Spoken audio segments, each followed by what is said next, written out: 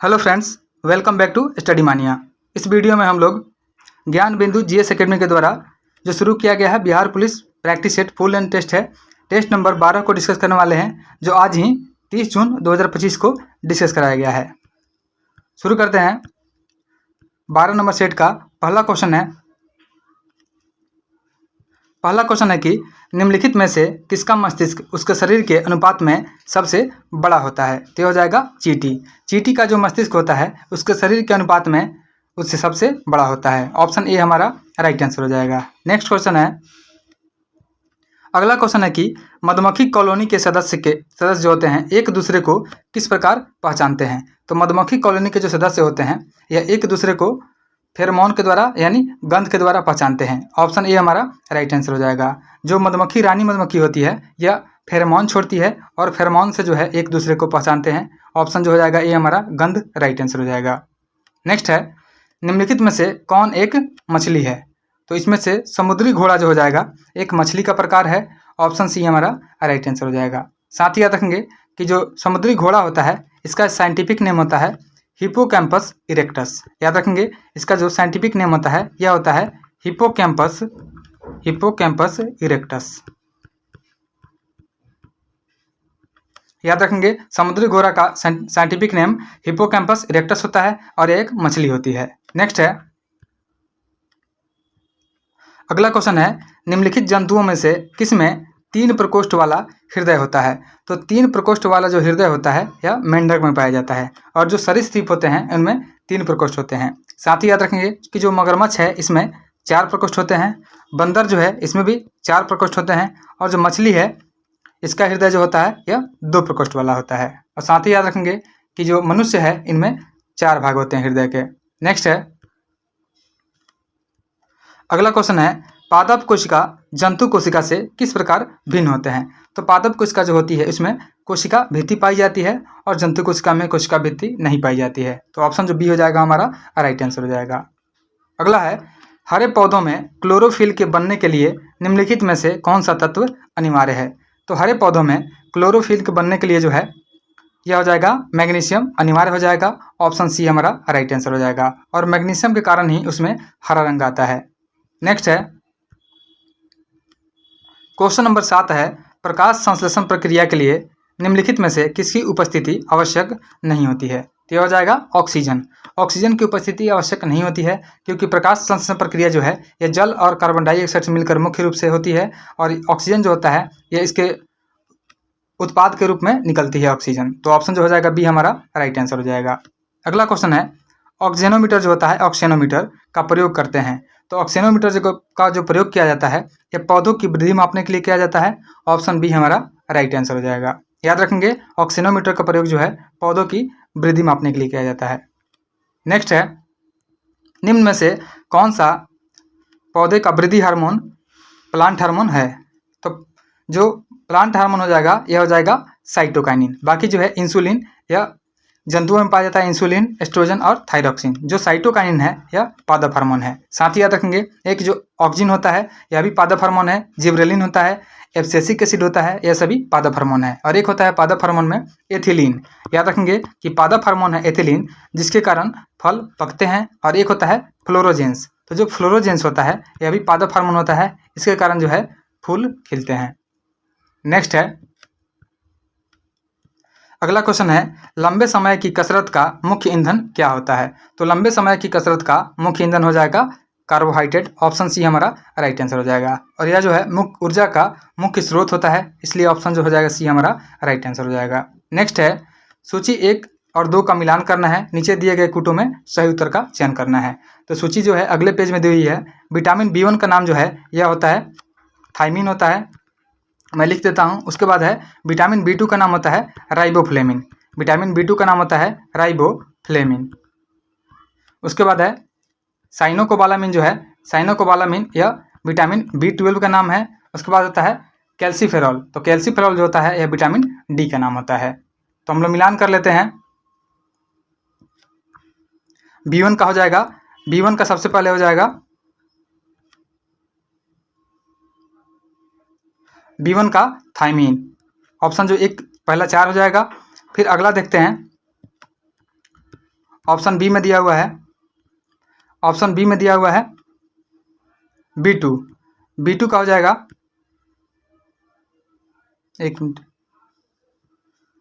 B2 का riboflavin 4 के बाद 3 हो जाएगा, तो 4 और 3 हो जाएगा। फिर उसके बाद है तीसरे नंबर पे है B6। B6 का हो जाएगा पायरोडॉक्सिन, तो इसका हो जाएगा C का 5, यानी ऑप्शन सी ही हमारा, ऑप्शन बी ही हमारा आंसर हो जाएगा। और जो B12 है ये इसका होता है साइनोकोबालामिन, जो कि ऑप्शन 1 में दिया हुआ था। हमारा ऑप्शन जो हो जाएगा बी राइट आंसर हो जाएगा। नेक्स्ट है, अगला क्वेश्चन है भारी जल का रासायनिक फार्मूला है। तो भारी जल का रासायनिक फार्मूला होता है D2O यानी ड्यूटोरियम ऑक्साइड। ऑप्शन बी हमारा राइट आंसर हो जाएगा। नेक्स्ट है, एल्यूमिनियम का सबसे महत्वपूर्ण अयस्क है।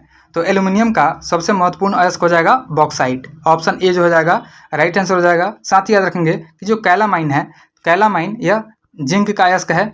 उसके बाद है कैल्साइट, तो जो कैल्साइट होता है यह कैल्शियम का अयस्क है। और जो गैलेना होता है यह सीसा यानी Pb का अयस्क है। नेक्स्ट है, अगला क्वेश्चन है सूची 1 और 2 को मिलाना है। सूची 1 और 2 दी हुई है, इसका मिलान करना है। तो पहले दिया हुआ है, पहले हो जाएगा ब्लीचिंग पाउडर। ब्लीचिंग पाउडर को हम लोग बोलते हैं कैल्शियम ऑक्सीक्लोराइड हो जाएगा। उसके बाद बेकिंग सोडा होता है, यह सोडियम बाइकार्बोनेट होता है। उसके बाद वॉशिंग पाउडर जो होता है यह होता है सोडियम कार्बोनेट। और प्लास्टर ऑफ पेरिस जो होता है यह होता है कैल्शियम सल्फेट हेमीहाइड्रेट। तो इसका मिलान 4 हो जाएगा। तो ऑप्शन हो जाएगा हमारा सबसे पहले 3 हो जाएगा, फिर 1, फिर 2, फिर उसके बाद 4। 3 1 2 4, 3 1 2 4, ऑप्शन जो सी हो जाएगा हमारा राइट आंसर हो जाएगा। नेक्स्ट है, अगला क्वेश्चन है परमाणु में न्यूट्रॉन की खोज किसने की थी। तो परमाणु में न्यूट्रॉन की जो खोज की गई थी यह चैडविक के द्वारा की गई थी। ऑप्शन बी राइट आंसर हो जाएगा। और जे थॉमसन के द्वारा जो है इलेक्ट्रॉन की खोज की गई थी। अगला है, सूर्यास्त के समय सूर्य लाल दिखाई देता है क्योंकि। तो सूर्यास्त के समय सूर्य जो है लाल दिखाई देता है, इसका कारण प्रकीर्णन होता है।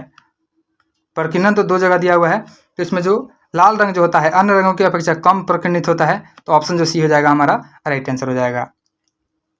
जिसका तरंग दैर्घ्य जितना अधिक होता है वह उतना ही कम प्रकीर्णित होता है। तो ऑप्शन जो सी हो जाएगा राइट आंसर हो जाएगा, कम प्रकीर्णन वाला। नेक्स्ट है, आकाश नीला दिखाई पड़ता है क्योंकि। तो आकाश नीला दिखाई पड़ने का कारण है नीले प्रकाश का जो प्रकीर्णन होता है सबसे अधिक होता है। ऑप्शन जो ए हो जाएगा हमारा राइट आंसर हो जाएगा। नेक्स्ट है, क्वेश्चन नंबर 18 है, पूर्ण आंतरिक परिवर्तन होता है जब प्रकाश जाता है। तो पूर्ण आंतरिक परिवर्तन होता है जब प्रकाश सघन से विरल में जाता है और आपतन कोण जो होता है क्रांति कोण से अधिक होता है, तब पूर्ण आंतरिक परिवर्तन होता है। तो हमारा ऑप्शन ए हो जाएगा हीरे से कांच में प्रकाश जो है सघन से विरल में जा रहा है। ऑप्शन ए राइट आंसर हो जाएगा। नेक्स्ट है, लेंस की शक्ति मापी जाती है। तो लेंस की शक्ति डायोप्टर में मापी जाती है। ऑप्शन ए राइट आंसर हो जाएगा। और जो पावर होता है इसका फॉर्मूला होता है P = 1/f होता है। और ये f जो फोकल लेंथ होता है फोकस, इसको हमेशा मीटर में लिया जाता है। साथ ही याद रखेंगे कि जो उत्तल लेंस होता है यह हमेशा इसमें पॉजिटिव डायोप्टर होता है और अवतल में निगेटिव होता है, इसका पावर निगेटिव होता है। नेक्स्ट है, फ्यूज का सिद्धांत है। तो फ्यूज का सिद्धांत हो जाएगा विद्युत का उष्मीय प्रभाव। ऑप्शन सी हमारा राइट आंसर हो जाएगा। फ्यूज का सिद्धांत जो हो जाएगा विद्युत का उष्मीय प्रभाव हो जाएगा। अगला है, पराश्रव्य वे ध्वनियाँ हैं जिनकी आवृत्ति होती है। तो पराश्रव्य ध्वनि जो हो जाएगी यह 20,000 हर्ट्ज से अधिक हो जाएगी। साथ ही याद रखेंगे कि जो 20 से लेकर के 20,000 हर्ट्ज तक जो ध्वनि होती है यह श्रव्य ध्वनि होती है। और 20 से जो कम होती है इसको हम लोग सुन नहीं सकते हैं, यानी मनुष्य जो सुन सकता है यह 20 से लेकर के 20,000 हर्ट्ज के बीच में सुनता है। और 20 से कम जो होता है उसको हम लोग बोलते हैं अवश्रव्य। उसके बाद जो 20,000 से अधिक होता है यह होता है पराश्रव्य, जिसे हम लोग नहीं सुन सकते हैं, यह पराश्रव्य है 20,000 से अधिक। नेक्स्ट है, अगला क्वेश्चन है, आग बुझाने वाले संयंत्र में कार्बन डाइऑक्साइड किस अभिक्रिया से पैदा होती है। तो आग बुझाने वाला जो संयंत्र होता है इसमें कार्बन डाइऑक्साइड जो पैदा होती है यह सोडियम बाइकार्बोनेट तथा सल्फ्यूरिक अम्ल से पैदा होती है। ऑप्शन जो हो जाएगा सी हमारा राइट आंसर हो जाएगा। नेक्स्ट है, अगला क्वेश्चन है 23 नंबर, इसमें मिलान करना है। तो लैक्टिक एसिड यह सिरका में पाया जाता है, लैक्टिक एसिड जो हो जाएगा यह दूध में पाया जाता है।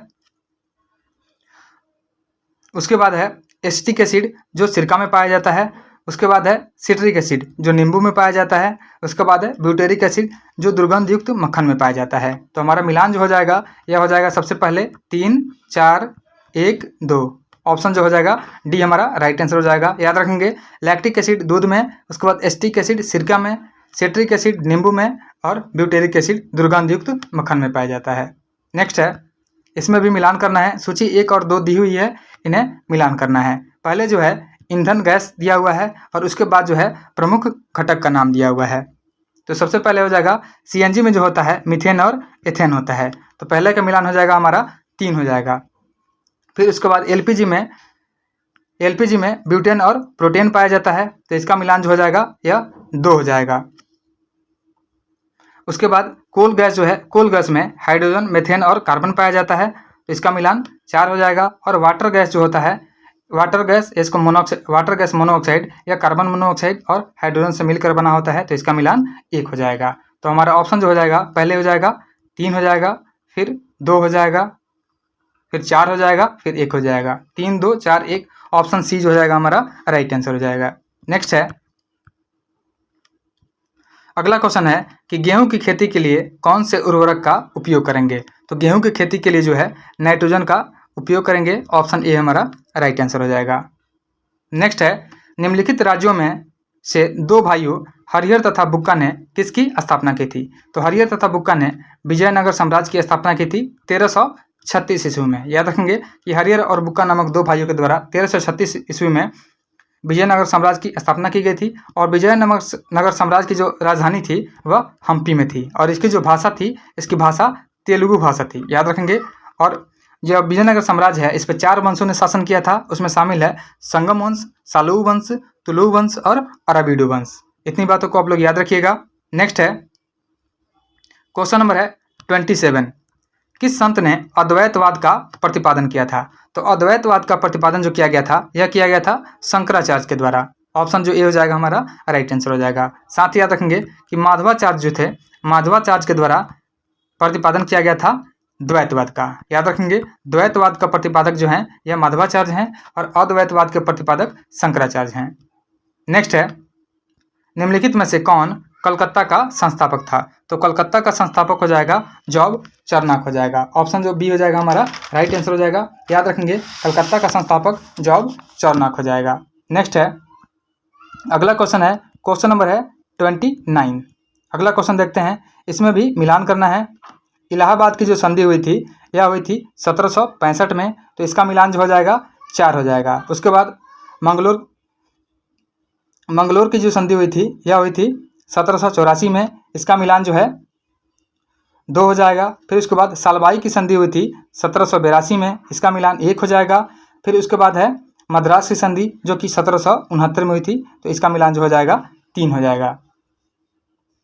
तो ऑप्शन हो जाएगा हमारा पहले हो जाएगा 4, फिर उसके बाद 2, फिर 1, फिर 3। 4, 2, 1, 3 ऑप्शन जो सी हो जाएगा हमारा राइट आंसर हो जाएगा। याद रखेंगे कि इलाहाबाद की संधि 1765 में हुई थी, उसके बाद मंगलोर की संधि 1784 में हुई थी, सालबाई की संधि 1782 में हुई थी और मद्रास की संधि 1769 में हुई थी। नेक्स्ट है,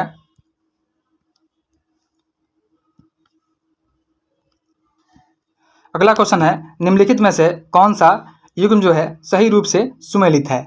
तो देखते हैं, पहले लिखा हुआ है अस्थाई बंदोबस्त। तो जो अस्थाई बंदोबस्त है यह लॉर्ड कॉर्नवालिस के द्वारा लाया गया था, यह सही सुमेलित है। रैयतवाड़ी बंदोबस्त जो है थॉमस मुनरो के द्वारा लाया गया था, यह भी सही है। उसके बाद है महलबाड़ी बंदोबस्त जो हॉल्ट मैकेंजी के द्वारा लाया गया था, यह भी सही है। ऑप्शन डी हमारा राइट आंसर हो जाएगा। नेक्स्ट है, क्वेश्चन नंबर 31 है, निम्नलिखित में से कौन सा युग्म जो है सुमेलित नहीं है। तो सुमेलित नहीं है, इसमें देखना है मोपला विद्रोह केरल में हुआ था, यह सही दिया हुआ है।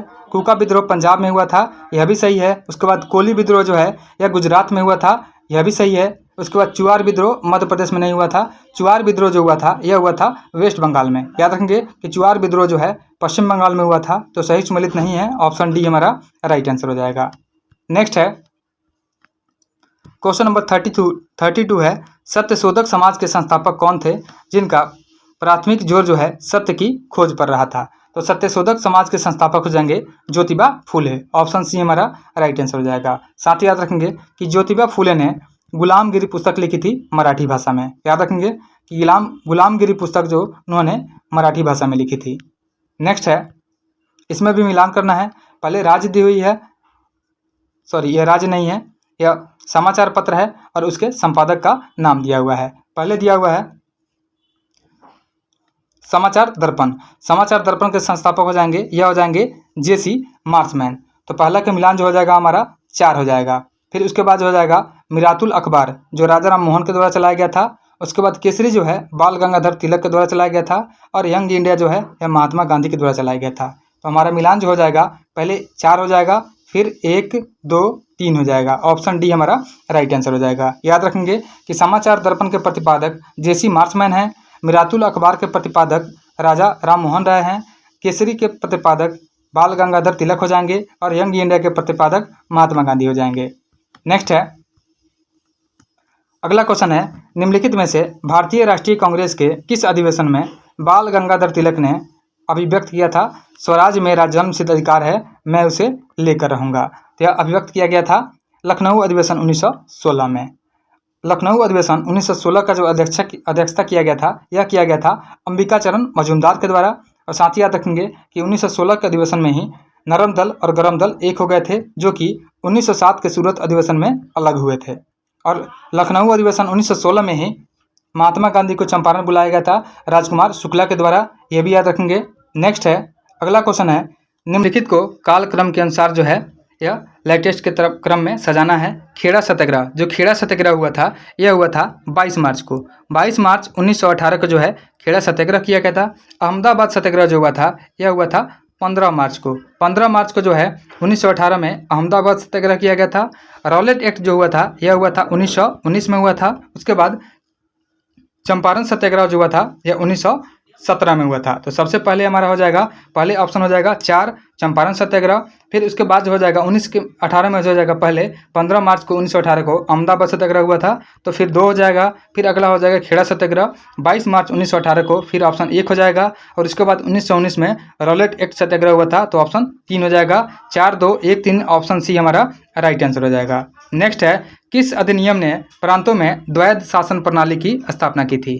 तो यह किया गया था 1919 भारत सरकार अधिनियम के द्वारा जो है प्रांतों में द्वैध शासन प्रणाली की स्थापना की गई थी। और साथ ही याद रखेंगे कि 1919 के भारत शासन अधिनियम को मॉन्टेग्यू चेम्सफोर्ड अधिनियम भी कहा जाता है। उसके बाद एक हुआ था 1909 में, 1909 का अधिवेशन जो हुआ था उसके मार्लो मिंटो सुधार कहा जाता है। इतनी बातों को आप लोग याद रखिएगा। अगला क्वेश्चन है, क्वेश्चन नंबर है 37।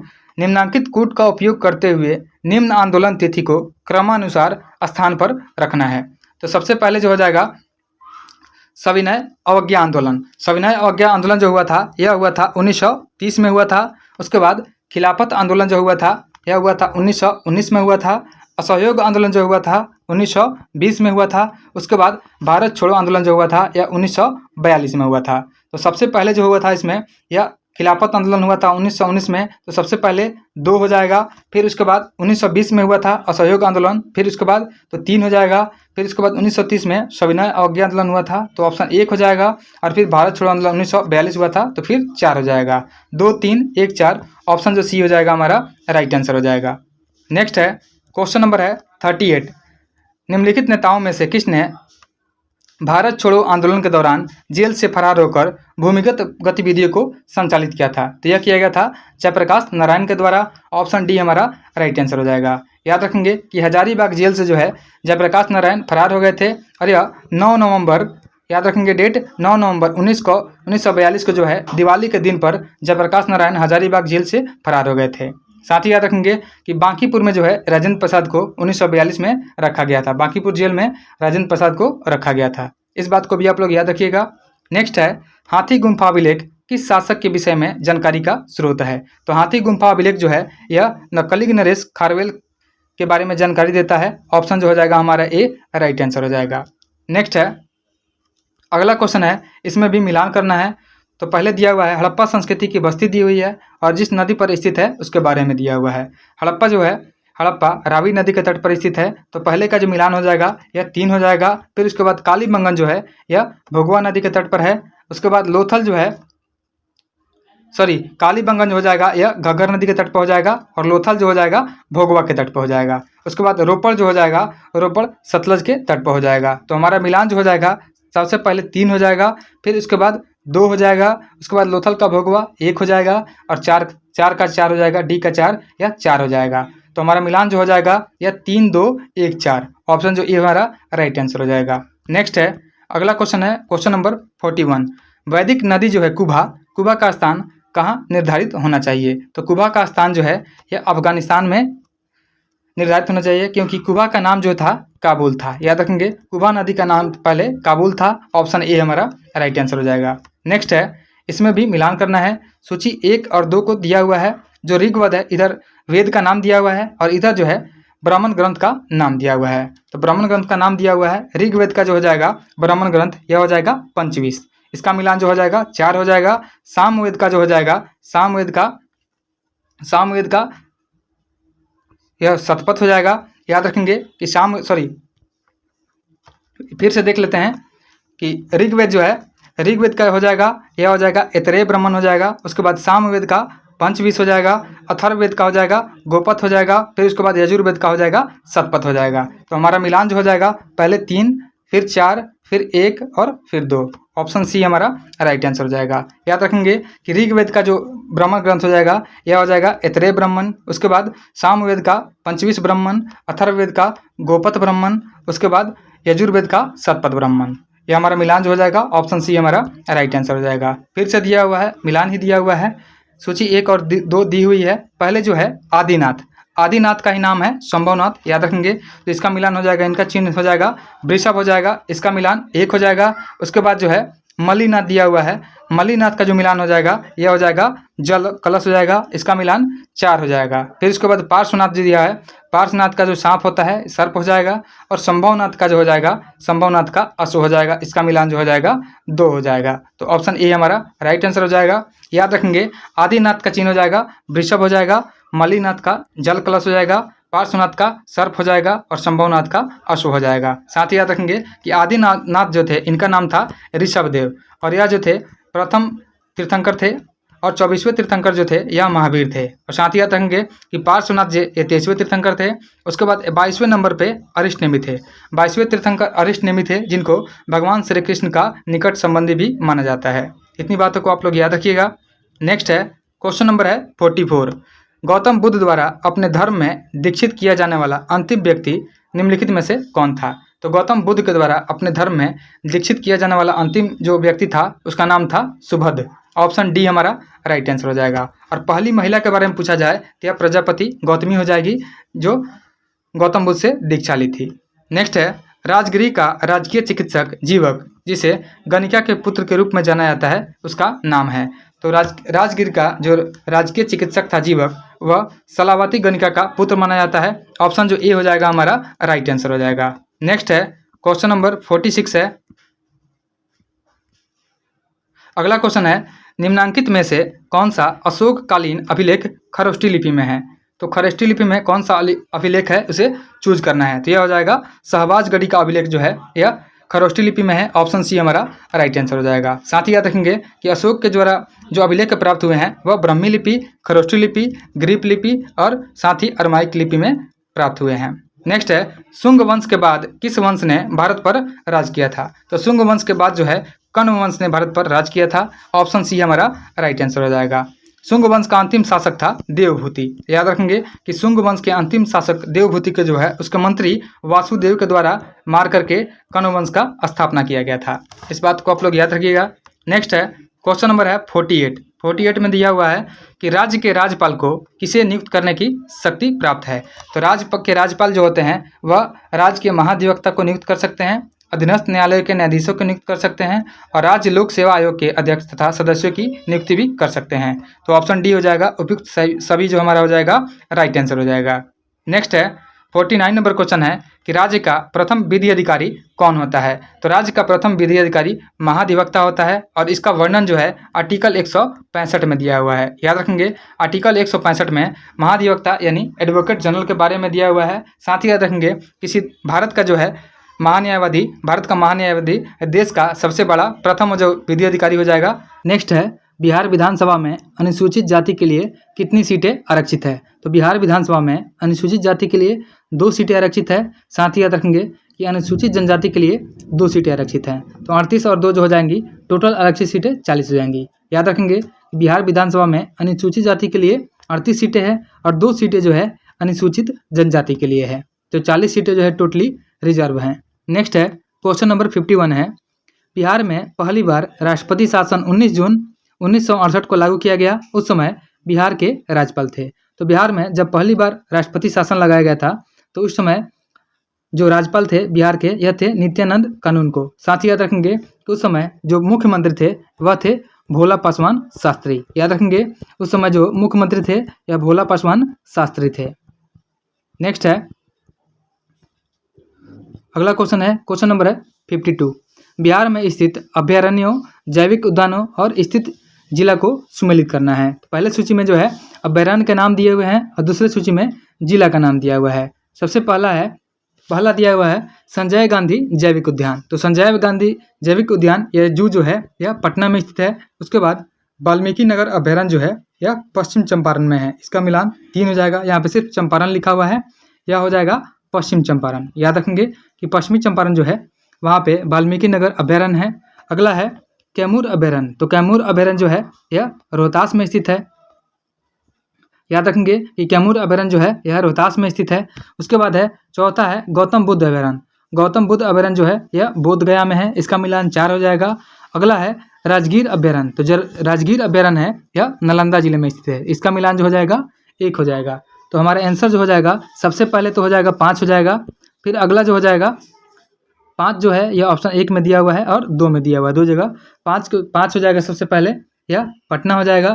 फिर दूसरा जो हो जाएगा, दूसरा का 3 हो जाएगा चंपारण यानी पश्चिम चंपारण। तो 3 दोनों में दिया हुआ है। फिर तीसरा सी का जो हो जाएगा कैमूर अभयारण्य, यह हो जाएगा रोहतास में। तो तीसरा नंबर का 2 हो जाएगा। ऑप्शन ए हमारा राइट आंसर हो जाएगा। नेक्स्ट है अगला क्वेश्चन है 53 नंबर, सूची 1 को 2 से मिलाना है, जिसमें पहले सूची में पक्षी अभयारण्य का नाम है और दूसरे सूची में स्थान दिया हुआ है। सबसे पहले दिया हुआ है कांवर झील। तो जो कांवर झील है यह बेगूसराय में स्थित है। याद रखेंगे कि जो कांवर झील है यह बेगूसराय में है। पहला का ऑप्शन जो हो जाएगा 4 हो जाएगा। नेक्स्ट है कुशेश्वर झील जो है, तो कुशेश्वर झील यह हो जाएगा दरभंगा में। इसका मिलान जो हो जाएगा 2 हो जाएगा। गोगाबिल झील जो है यह है कटिहार में। और जो नगटी झील है यह जमुई में स्थित है। नागी और नगटी 2 झीलें जो हैं जमुई में स्थित है। तो याद रखेंगे कि कांवर झील जो हो जाएगा बेगूसराय में हो जाएगा। उसके बाद कुशेश्वर झील दरभंगा में हो जाएगा। गोगाबिल झील जो है कटिहार में हो जाएगा और नगटी झील जो है जमुई में हो जाएगा। तो हमारा मिलान सबसे पहले जो हो जाएगा 4 हो जाएगा। उसके बाद दूसरे का मिलान 2 हो जाएगा। ये ऑप्शन सी में दिया हुआ है। ऑप्शन सी हमारा राइट आंसर हो जाएगा। अगला क्वेश्चन है क्वेश्चन नंबर 54 है कि बिहार में सूची 1 यह खनिज का दिया हुआ है और दूसरा सूची जो है यह प्राप्त स्थानों से सहसंबंधित है। यहाँ पे सही कूट का प्रयोग करके सही उत्तर देना है। पहले सूची में खनिज का नाम दिया हुआ है और दूसरे खनिज में जो है प्राप्ति स्थल का नाम दिया हुआ है। शुरू करते हैं। पहले जो है चूना पत्थर दिया हुआ है। तो चूना पत्थर जो प्राप्त होता है, चूना पत्थर रोहतास से प्राप्त होता है। तो पहले का मिलान जो हो जाएगा 1 हो जाएगा। नेक्स्ट है अगला है मैग्नेटाइट जो है यह मिलता है जमुई से। तो मैग्नेटाइट हो जाएगा जमुई का। नेक्स्ट है तीसरा दिया हुआ है चीनी मिट्टी। तो चीनी मिट्टी जो मिलता है देख लेते हैं ऑप्शन। चीनी मिट्टी बांका से मिलता है। तो इसका मिलान हो जाएगा 2 हो जाएगा। अगला देखते हैं। लास्ट नंबर है बॉक्साइट। तो जो बॉक्साइट प्राप्त होता है यह मुंगेर से प्राप्त होता है। याद रखेंगे कि बॉक्साइट जो मिलता है यह मुंगेर से मिलता है। तो इसका मिलान जो हो जाएगा 4 हो जाएगा। तो ऑप्शन जो ए हो जाएगा हमारा राइट आंसर हो जाएगा। नेक्स्ट है क्वेश्चन नंबर 55, सन 2011 की जनगणना के अनुसार बिहार में पुरुष साक्षरता दर है। तो 2011 की जनगणना के अनुसार जो है बिहार में पुरुष साक्षरता दर 71.2% है। साथ ही याद रखेंगे कि बिहार का जो लिटरेसी रेट है या टोटली पूछा जाए तो 61.8% टोटल हो जाएगा। साथ ही बात किया जाए अगर कि बिहार में महिलाओं की साक्षरता दर कितनी है, तो बिहार में महिलाओं की साक्षरता दर 51.5% हो जाएगा। याद रखेंगे। नेक्स्ट है, अगला क्वेश्चन है कि 23 अप्रैल 1857 को बाबू कुंवर सिंह को किसके साथ मुठभेड़ में गोली लगी थी? क्या हो जाएंगे? कैप्टन ली ग्रांड। याद रखेंगे कि कैप्टन ली ग्रांड के साथ जो है मुठभेड़ में बाबू कुंवर सिंह को गोली लगी थी 23 अप्रैल 1857 ईस्वी को। ऑप्शन जो बी हो जाएगा हमारा राइट आंसर हो जाएगा। नेक्स्ट है, बिहार राज्य की स्थापना की घोषणा किस दिन हुई थी? तो बिहार राज्य की स्थापना की घोषणा की गई थी 12 दिसंबर 1911 को। ऑप्शन ए हमारा राइट आंसर हो जाएगा। अगला क्वेश्चन है, क्वेश्चन नंबर 58 है, मजहरुल हक द्वारा प्रकाशित समाचार पत्र का नाम क्या था? तो मजहरुल हक के द्वारा प्रकाशित किया गया था समाचार पत्र, उसका नाम था दी मदरलैंड। ऑप्शन जो बी हो जाएगा हमारा राइट आंसर हो जाएगा। नेक्स्ट है, अगला क्वेश्चन है, टाइटन जो है सबसे बड़ा चंद्रमा या उपग्रह है, तो यह है शनि का। ऑप्शन डी हमारा राइट आंसर हो जाएगा। नेक्स्ट है, अगला क्वेश्चन है, चंद्रग्रहण कब होता है? तो चंद्रग्रहण जो होता है यह होता है कि जब पृथ्वी जो है सूर्य और चंद्रमा के बीच आ जाती है तब चंद्रग्रहण होता है। ऑप्शन बी हमारा राइट आंसर हो जाएगा। नेक्स्ट है, वायुमंडल की कौन सी परत जो है दूर संचार प्रणाली के लिए प्रयोग होती है? तो वायुमंडल की जो आयन मंडल है यह दूर संचार प्रणाली के लिए उपयोग होती है। ऑप्शन डी हमारा राइट आंसर हो जाएगा। साथ ही याद रखेंगे कि जो क्षोभ मंडल है, क्षोभ मंडल में मौसमी घटनाएं इत्यादि होती हैं, और जो समताप मंडल है, समताप मंडल में वायुयान इत्यादि उड़ते हैं। नेक्स्ट है, क्वेश्चन नंबर है 62 नंबर क्वेश्चन है कि बैरोमीटर में पारे के तल की अचानक गिरावट सूचक है। तो बैरोमीटर में अगर पारे का तल जो है अचानक गिरता है तो इसका मतलब होगा कि यह तूफान का संकेत है। ऑप्शन बी हमारा राइट आंसर हो जाएगा। नेक्स्ट है, अगला क्वेश्चन है 63 नंबर, निम्नलिखित युग्मों पर विचार कीजिए। स्थानीय वायु का नाम दिया हुआ है और संबंधित देश का नाम दिया हुआ है। इसमें बताना है कौन सा जो है सही सुमेलित नहीं है। सबसे पहले जो है सिरोको दिया हुआ है, तो सिरोको जो हो जाएगा यह फ्रांस नहीं इटली का है। तो इसमें पूछा गया है कौन सुमेलित नहीं है, तो ऑप्शन एक हो जाएगा इटली। बोरा जो है, बोरा इटली का है, यह सही सुमेलित है। उसके बाद ब्लिजार्ड जो है यह कनाडा का है, यह भी सही सुमेलित है। तो सही सुमेलित नहीं है सिरोको जो है फ्रांस का नहीं बल्कि यह इटली का है। तो सिर्फ ऑप्शन एक हो जाएगा जो कि सुमेलित नहीं है। ऑप्शन ए हमारा राइट आंसर हो जाएगा। नेक्स्ट है, अगला क्वेश्चन है, निम्नलिखित नदियों में से कौन सी एक सतपुरा और विंध्य पर्वतमालाओं की बीच बहती है? तो यह हो जाएगी नर्मदा। याद रखेंगे कि जो नर्मदा नदी है यह सतपुड़ा और विंध्य पर्वतमाला के बीच में बहती है। ऑप्शन सी हमारा राइट आंसर हो जाएगा। नेक्स्ट है, क्वेश्चन नंबर है 65, नीचे 4 नदियों के नाम दिए गए हैं। लंबाई के दृष्टिकोण से इन नदियों का घटते हुए क्रम में सबसे लंबी से आरंभ कर सबसे छोटी तक क्या होगा? तो इनमें सबसे बड़ी जो हो जाएगी यह हो जाएगी गोदावरी, जिसका जो लंबाई है 1465 किलोमीटर है। तो पहले जो हो जाएगा, पहले 3 हो जाएगा, सिर्फ एक ही ऑप्शन में 3 दिया हुआ है। ऑप्शन डी हमारा राइट आंसर हो जाएगा। फिर उसके बाद कृष्णा नदी हो जाएगी, उसके बाद नर्मदा हो जाएगी और सबसे बाद में महानदी हो जाएगी। नेक्स्ट है, अगला क्वेश्चन है, इसमें सूची 1-2 का मिलान करना है। ऑप्शन देख लेते हैं। इसमें मिलान करने के लिए दिया हुआ है, सूची 1 में उद्गम स्थल है और 2 में नदियां है। यहाँ पे उल्टा लिखा हुआ है, इधर लेफ्ट साइड में नदी हो जाएगी और इधर उद्गम स्थल हो जाएगा। यमुना जो है, यमुना निकलती है यमुनोत्री से। तो पहले का जो मिलान हो जाएगा यह हो जाएगा 4 हो जाएगा। तो 4 जो है 3 ऑप्शन में दिया हुआ है। उसके बाद कृष्णा है, कृष्णा निकलती है महाबलेश्वर से, इसका मिलान 3 हो जाएगा। गोदावरी जो है यह नासिक से निकलती है और उसके बाद महानदी जो है यह सिहावा से निकलती है, तो इसका मिलान जो है 1 हो जाएगा। याद रखेंगे यमुना जो है यमुनोत्री से निकलती है, कृष्णा जो है महाबलेश्वर से निकलती है, गोदावरी नदी नासिक से निकलती है और महानदी जो है यह सिहावा से निकलती है। तो हमारा मिलान हो जाएगा 4, 3, 2, 1। ऑप्शन ए हमारा राइट आंसर हो जाएगा। नेक्स्ट है, क्वेश्चन नंबर 67 है, सूची 1-2 को सुमेलित करना है। पहले में क्रांति का नाम दिया हुआ है और दूसरे में वह किससे संबंधित है इसके बारे में दिया हुआ है। तो पहला है गोल्डन क्रांति। तो जो गोल्डन क्रांति है यह बागवानी और शहद से संबंधित है। उसके बाद है ग्रे क्रांति, ग्रे क्रांति जो है यह उर्वरक से संबंधित है। उसके बाद है पीली क्रांति, पीली क्रांति जो है तिलहन से संबंधित है। और काली यह ब्लैक क्रांति जो है यह पेट्रोलियम उत्पादन से संबंधित है, इसका मिलान 3 हो जाएगा। हमारा आंसर जो हो जाएगा यह हो जाएगा, पहले 2 हो जाएगा, फिर उसके बाद 4 हो जाएगा, फिर 1 हो जाएगा और फिर 3 हो जाएगा। 2, 4, 1, 3, 2, 4, 1, 3 ऑप्शन डी में दिया हुआ है, तो ऑप्शन डी हमारा राइट आंसर हो जाएगा। नेक्स्ट है,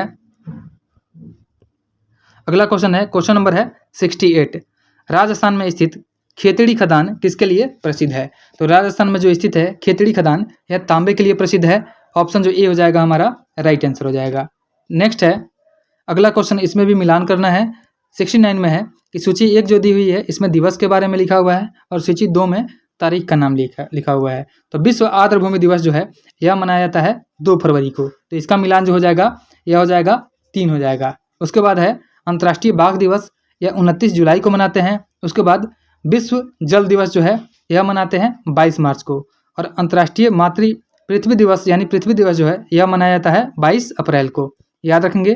तो हमारा मिलान जो हो जाएगा सबसे पहले 1 नंबर पे 3 हो जाएगा, फिर दूसरा का जो हो जाएगा 1 हो जाएगा, तीसरा का 4 हो जाएगा और चौथा का 2 हो जाएगा।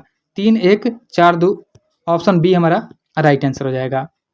नेक्स्ट है क्वेश्चन नंबर 70 है कि भारत में राष्ट्रीय पंचायती राज दिवस मनाया जाता है। तो भारत में राष्ट्रीय पंचायती दिवस जो है यह 24 अप्रैल को मनाया जाता है। ऑप्शन डी हमारा राइट आंसर हो जाएगा। नेक्स्ट है संयुक्त राष्ट्र विकास कार्यक्रम जो है UNDP, United Nation development programme, जो इसका मुख्यालय जो है कहाँ स्थित है? तो संयुक्त राष्ट्र विकास कार्यक्रम जो है इसका मुख्यालय न्यूयॉर्क अमेरिका में स्थित है। ऑप्शन डी हमारा राइट आंसर हो जाएगा। नेक्स्ट है अगला क्वेश्चन है कि भारत का पहला ग्रीन डाटा सेंटर कहाँ स्थापित किया जा रहा है? तो भारत का पहला ग्रीन डाटा सेंटर जो है यह गाजियाबाद उत्तर प्रदेश में स्थापित किया जा रहा है। याद रखेंगे कि यह उत्तर प्रदेश के गाजियाबाद में स्थापित हो रहा है। ऑप्शन ए हमारा राइट आंसर हो जाएगा। नेक्स्ट है हाइपरसोनिक सबमरीन जो है, hypersonic submarine launch ballistic missile SLBM जो है किस संगठन द्वारा विकसित की गई है? तो यह विकसित की गई है अनुसंधान एवं विकास संगठन DRDO के द्वारा। ऑप्शन बी हमारा राइट आंसर हो जाएगा। साथ ही याद रखेंगे कि DRDO का जो स्थापना किया गया था 1958 में किया गया था, और DRDO का जो मुख्यालय हो जाएगा नई दिल्ली में स्थित है। नेक्स्ट है क्वेश्चन नंबर है 74, सतत विकास लक्ष्य जो है SDG सूचकांक 2025 में भारत का रैंक क्या है?